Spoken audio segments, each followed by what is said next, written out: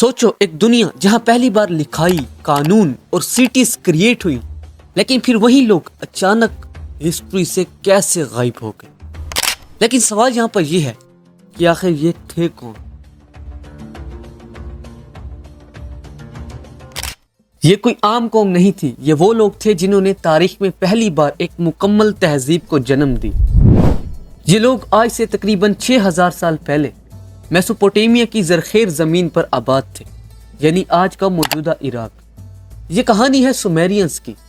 یہ وہ وقت تھا جب دنیا ابھی اپنے ابتدائی دور میں تھی، لیکن سومیری لوگ اس وقت شہروں کی بنیاد رکھ رہے تھے، قوانین لکھ رہے تھے اور تحریریں ایجاد کر رہے تھے۔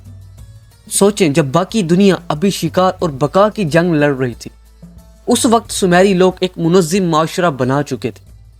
لیکن حیرت کی بات یہ ہے کہ اتنی عظیم تہذیب ہونے کے باوجود یہ لوگ اچانک تاریخ سے غائب نظر آتے ہیں۔ اب سوال یہ اٹھتا ہے کہ آخر ان کے ساتھ کیا ہوا؟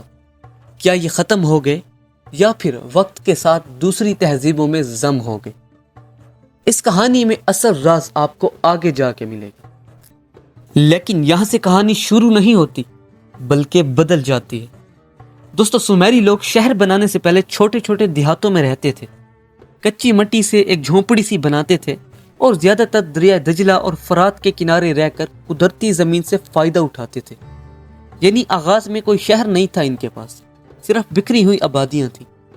سوچیں، ایک ایسا وقت جب انسان ابھی نہ کسان تھا، نہ شہری تھا اور نہ ہی کسی منظم تہذیب کا حصہ، بلکہ وہ چھوٹے چھوٹے گروہوں میں دجلہ اور فرات کے ساتھ گھومتا تھا، کبھی شکار کے پیچھے جنگلوں میں بھاگتا اور کبھی جنگلی پھل اور جڑی بوٹیاں جمع کر کے اپنی بھوک مٹاتا تھا۔ اس کی زندگی مکمل طور پر فطرت کے رحم و کرم پر تھی۔ موسم بدلتا تو زندگی بدل جاتی، کبھی خوراک مل جاتی اور کبھی بھوک دنوں تک ساتھ رہتی۔ اس کے علاوہ جسم ڈھانپنے کے لیے سومیرینز جانوروں کی کھالیں یا پودوں کے ریشے استعمال کرتے تھے۔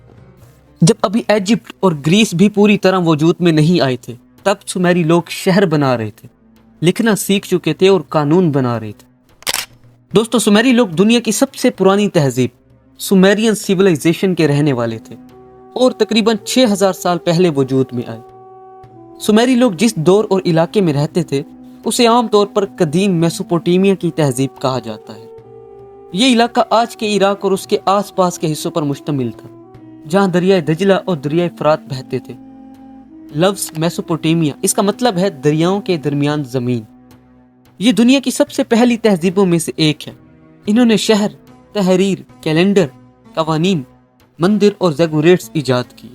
ان کے نظام، اختراعات اور علم نے باقی دنیا کی تہذیبوں کے لیے بنیاد رکھی۔ نہ کوئی شہر تھا اور نہ کوئی قانون، بس بقا کی ایک عام اور سادہ سی جنگ تھی۔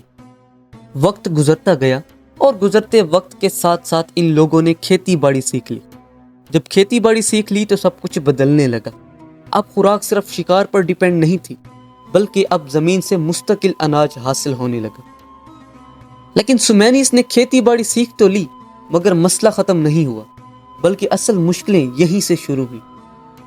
دوستو، کھیتی باڑی کے بعد ان کے سامنے سب سے بڑا چیلنج یہ تھا کہ دجلہ اور فرات کے دریا ہمیشہ ایک جیسے نہیں رہتے تھے۔ کبھی پانی بہت زیادہ آ جاتا تھا اور پورے کھیت ڈوب جاتے تھے، اور کبھی تو اتنا کم ہو جاتا تھا کہ زمین خشک اور بنجر ہو جاتی تھی۔ اس لیے فصل بچانا ایک مسلسل جدوجہد بن گیا۔ اب اس مسئلے کو حل کرنے کے لیے انہیں نہریں اور بند یعنی ایریگیشن سسٹم بنانا پڑے۔ لیکن یہ کام اکیلے کسی ایک خاندان یا کسی ایک گاؤں کے بس کا نہیں تھا۔ لوگوں کو ایک جگہ جمع ہو کر منصوبہ بندی کرنا پڑی۔ انہوں نے دریاؤں سے نہریں نکال کر پانی کو اپنے کھیتوں تک پہنچایا تاکہ جب چاہے پانی استعمال کر سکے۔ اس کے ساتھ ساتھ انہوں نے ڈیمز اور مٹی کے پشتے بھی بنائے تاکہ سیلاب کے پانی کو کنٹرول کیا جا سکے۔ اس کے چلتے نہری نظام نے انہیں 3 بڑے فائدے دی۔ پہلا یہ کہ کھیتی باڑی مسلسل اور قابل اعتماد ہو گئی۔ دوسرا، خشک موسم میں بھی فصلیں اگنے لگی۔ تیسرا یہ تھا کہ سیلاب کے نقصان سے کافی حد تک بچاؤ ہو گیا۔ یوں نہری نظام دراصل سومیریوں کی بقا، ترقی اور شہر سازی کی بنیاد بنے۔ اگر وہ یہ نظام نہ بناتے تو شاید وہ اتنی بڑی تہذیب کبھی قائم نہ کر پاتے۔ جب سومیریوں نے نہری نظام بنا لیا تو ان کی زندگی میں ایک بہت بڑا انقلاب آیا۔ اب پانی ان کے کنٹرول میں تھا، فصلیں زیادہ ہونے لگی اور خوراک کی کمی لگ بھگ ختم ہو گئی۔ لیکن یہی کامیابی ایک نئے مسئلے کو جنم دینے لگی، اور وہ تھا اس نظام کو سنبھالنا۔ اب نہریں بنانا اور انہیں چلانا کوئی آسان کام نہیں تھا۔ پانی کو صحیح وقت پر صحیح جگہ تک پہنچانا، نہروں کی صفائی کرنا، ڈیمز کی مرمت کرنا، یہ سب کام ایک یا دو افراد کے بس کی بات نہیں تھی۔ اس کے لیے بہت سے لوگوں کو ایک ساتھ مل کر منظم طریقے سے ایک ہونا پڑنا تھا۔ اسی ضرورت نے لوگوں کو مجبور کیا کہ وہ ایک جگہ اکٹھے رہیں تاکہ اس پورے نظام کو بہتر طریقے سے کنٹرول کیا جا سکے۔ اس کے علاوہ دوسری بڑی وجہ یہ تھی کہ جب فصلیں زیادہ ہونے لگی تو اضافی اناج بھی پیدا ہونے لگا۔ اب اس اناج کو محفوظ کرنا اور اس کی تقسیم کرنا اور پھر اس کے بعد اس کی حفاظت کرنا ضروری ہو گئے۔ اس کے لیے گودام بنائے گئے، محافظ رکھے گئے اور ایک باقاعدہ نظام وجود میں آیا۔ یہ سب کچھ تب ہی ممکن تھا جب لوگ بکھرے ہوئے نہ ہوں بلکہ ایک جگہ جمع ہو کر رہیں۔ اس طرح وقت کے ساتھ ساتھ مختلف کام کرنے والے لوگ بھی پیدا ہونے لگے، جیسے کسان، کاریگر، تاجر اور حکمران وغیرہ۔ اب ایک پیچیدہ سوسائٹی بن رہی تھی جسے چلانے کے لیے قوانین اور انتظامیہ کی ضرورت تھی۔ یہی وہ لمحہ تھا جب چھوٹی بستیاں بڑے شہروں میں بدلنے لگیں، جیسے یور اور یورک۔ نہری نظام نے صرف کھیتی باڑی کو ہی نہیں بدلا بلکہ ایک ایسی سوسائٹی پیدا کی جہاں نظام، طاقت اور شہر سازی ساری ناگزیر ہو گئی۔ یہی وجہ ہے کہ سومیری تہذیب دنیا کی پہلی شہری تہذیبوں میں شمار ہوتی ہے۔ اب جیسے جیسے ترقی ہو رہی تھی ویسے ویسے ہی نئی مشکلیں بھی ان کے سامنے آ رہی تھی۔ اب ان کے سامنے ایک نئی مشکل تھی، اور وہ یہ تھی کہ اب مسئلہ صرف زندہ رہنے کا نہیں تھا بلکہ سب کچھ سنبھالنے کا ہو گیا تھا۔ فصلیں زیادہ ہونے لگی تو انہیں محفوظ رکھنے کی ضرورت پڑی۔ نہریں پھیلتی گئیں تو ان کی دیکھ بھال کے لیے لوگوں کو ایک جگہ جمع ہو کر اکٹھا ہونا پڑا، اور آبادی بھی بڑھنے لگی تو چھوٹے چھوٹے گاؤں اب کافی نہیں رہے۔ ادھر تجارت بھی شروع ہو گئی، باہر کے لوگوں سے لین دین بڑھ رہا تھا جس کے لیے ایک محفوظ اور منظم مرکز ضروری تھا۔ پھر آہستہ آہستہ ایک احساس پیدا ہوا کہ اگر سب کچھ بکھرا رہا تو یہ نظام ٹوٹ جائے گا۔ اس لیے انہوں نے ایک ایسا حل نکالا جہاں لوگ اکٹھے رہ سکیں، خوراک محفوظ رہ سکے، نظام چلانے کے لیے حکمران ہو اور دشمنوں سے حفاظت بھی ہو سکے۔ اور یہی وہ لمحہ تھا جب انسان نے شہر بنانے کی بنیاد رکھی اور پہلا شہر یورک کھڑا کیا۔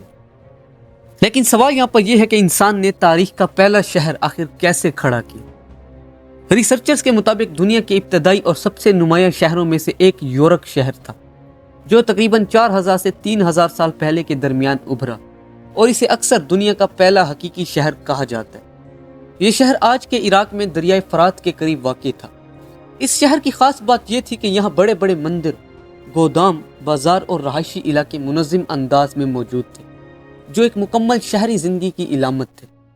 اس شہر کے قیام کے پیچھے سب سے بڑی وجہ نہری نظام کی بدولت پیدا ہونے والی خوشحالی، لوگوں کا ایک جگہ جمع ہونا اور ایک مرکزی نظام اور حکومت و مذہب کا وجود تھا جس نے سب کو ایک ترتیب میں باندھ دیا۔ یورک نہ صرف ایک شہر تھا بلکہ انسانی تاریخ میں پہلی بار ایک مکمل شہری تہذیب کی شروعات تھی، جہاں قانون، تجارت، عبادت اور روزمرہ زندگی ایک منظم ڈھانچے میں ڈھل چکی تھی۔ سومیری تہذیب نے وقت کے ساتھ ساتھ کئی اہم شہر بسائے، اور یہ شہر دراصل ان کی طاقت، معیشت اور تہذیب کے مراکز تھے۔ ان میں نمایاں شہر یور، یورک، کش، لاگاش اور ایریڈو شامل تھے۔ ہر شہر اپنی جگہ ایک سٹی اسٹیٹ تھا، یعنی اس کا اپنا حکمران، قانون اور نظام تھا۔ لیکن یہاں پہ کہانی سب سے بڑا موڑ لیتی ہے، کیونیفارم۔ جب انسان نے صرف بولنا ہی نہیں بلکہ اپنی بات کو ہمیشہ کے لیے پتھر پر قید کرنا سیکھ لی۔ جب شہر وجود میں آئے تو انسانی زندگی بالکل ایک نئی دنیا میں داخل ہوگی، جہاں چھوٹے گروپس کی سادہ زندگی ختم ہو کر ایک بڑی منظم اور مشکل تہذیب میں بدل گئی۔ اب لوگ ایک ہی جگہ رہتے تھے، کھیتوں سے اناج آتا تھا، گوداموں سے ذخیرہ ہوتا تھا، ٹیکس اور تجارت کا نظام چلتا تھا، اور مختلف لوگوں کے درمیان مسلسل لین دین ہونے لگا۔ لیکن یہاں پر ایک نئی مشکل اب ان کے سامنے آ کھڑی، چیزوں کو یاد نہ کر پانا۔ شروع میں تو انسان ہر چیز اپنی یادداشت پر انحصار کر کے سنبھالتا تھا، یعنی کس نے کتنا اناج دیا اور کس نے کتنا قرض لیا، کون سا سودا ہوا اور کس کو واپس کیا جانا وغیرہ۔ یہ سب معاملات یا تو ذہن میں محفوظ کیے جاتے تھے یا پھر بڑے بوڑھے لوگ اسے زبانی یاد رکھتے تھے۔ لیکن جیسے جیسے آبادی بڑھتی گئی تجارت کا دائرہ وسیع ہوتا گیا اور حساب کتاب زیادہ مشکل ہو گیا۔ انسانی یادداشت کمزور پڑنے لگی اور غلطیوں اور نقصان کا امکان بڑھ گیا۔ اس ضرورت نے ایک بہت بڑا سوال پیدا کیا کہ کوئی ایسا طریقہ ہو سکتا ہے جس سے معلومات وقت کے ساتھ ضائع نہ ہو، اور پھر یہیں سے شروع ہوا کیونیفارم۔ یہ سومیریوں کا لکھنے کا پہلا نظام تھا اور یہ انسانی تاریخ میں سب سے قدیم لکھائیوں میں سے ایک ہے۔ یہ کلے ٹیبلز یعنی مٹی کی تختیوں پر لکھا جاتا تھا۔ لکھنے کے لیے وہ ایک خاص سٹائلز استعمال کرتے جو اکثر لکڑی یا کانٹے کی شکل کا ہوتا تھا۔ لکھائی کی شکل چھوٹے چھوٹے کونے یعنی ویجز کی مانند ہوتی تھی، اسی وجہ سے اسے کیونیفارم کہا جاتا ہے، کیونکہ کیونیس لاطینی میں ویج یعنی کونا ہوتا ہے۔ ابتدا میں تو یہ لکھائی تصویری یعنی پکٹوگرافی تھی۔ اس کا مطلب کہ چیزوں کے ساتھ سادہ نقوش، جیسے گائے کے لیے ایک نشان، اناج کے لیے دوسرا نشان، اور پھر وقت کے ساتھ ساتھ یہ سمبلز یا علامات بن گئی جو جملے بنانے کے قابل ہو گئے۔ لوگ اسے حساب کتاب، تجارت، قوانین اور کہانیاں لکھنے کے لیے استعمال کرتے تھے۔ اس طرح لکھائی صرف ایک ایجاد نہیں تھی بلکہ ایک بہت بڑے سوشل اینڈ اکنامک سسٹم کا حصہ بن گئی، اور یہی ترقی آگے چل کر شہروں، قانون اور منظم ریاستوں کی بنیاد بنی۔ یوں دیہات سے شروع ہونے والا سفر نہ صرف شہروں تک پہنچا بلکہ انسان کو تاریخ محفوظ کرنے کا پہلا ذریعہ بھی دے گئے۔ سومیرینز بنیادی طور پر مذہبی اور دیوتاؤں پر یقین رکھنے والی قوم تھی۔ وہ ایک خدا نہیں بلکہ کئی خداؤں پولیتھیزم پر یقین رکھتے تھے۔ ان کے نزدیک ہر چیز کا الگ الگ خدا تھا، جیسے آسمان، زمین، پانی، محبت اور جنگ وغیرہ۔ قدرتی افات جیسے سیلاب یا طوفان کو وہ خداؤں کا غصہ سمجھتے تھے۔ ان کا ماننا تھا کہ انسانوں کو خداؤں کی خدمت کے لیے بنایا گیا ہے۔ اس کے علاوہ وہ موت کے بعد کی زندگی پر بھی یقین رکھتے تھے، لیکن اسے خوشگوار نہیں سمجھتے تھے۔ دوستوں، ایک سوال یہاں پر یہ ہے کہ کیا یہ لوگ پوری ایک قوم تھے یا پھر الگ الگ تھے؟ دیکھیں، سومیرینز بظاہر ایک قوم لگتی ہے، لیکن حقیقت اس سے کہیں زیادہ دلچسپ ہے۔ یہ دراصل صرف ایک ہی ریاست نہیں تھے بلکہ مختلف شہروں میں بسے ہوئے ایک الگ گروہ تھے، جہاں ہر شہر اپنی ایک چھوٹی سی دنیا تھی۔ یوار، یورک، لگاش جیسے شہر نہ صرف اپنے بادشاہ رکھتے تھے بلکہ اپنے الگ قوانین، اپنی فوج اور یہاں تک کہ اپنے مخصوص دیوتا بھی رکھتے تھے۔ کبھی یہ شہر آپس میں تجارت کے ذریعے جڑے رہتے تو کبھی طاقت اور زمین کی خاطر ایک دوسرے کے خلاف صف آرا ہو جاتے، لیکن اس سب کے باوجود ان سب کو ایک چیز جوڑے رکھتی تھی، ان کی ایک جیسی زبان، مشترکہ ثقافت اور وہی ابتدائی لکھائی کیونیفارم، جس نے انہیں ایک ہی عظیم تہذیب کا حصہ بنا دی۔ گویا یہ ایک قوم نہیں بلکہ کئی چھوٹی دنیاؤں کا مجموعہ تھے جو مل کر انسانی تاریخ کو پہلی تہذیب بنا گیا۔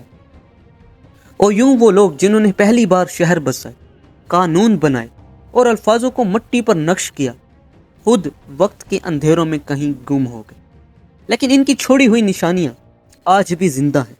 ہر اینٹ، ہر تحریر ایک کہانی سناتی ہے، ایک ایسی کہانی جہاں سے انسانی تہذیب نے اپنی پہلی سانس لی تھی۔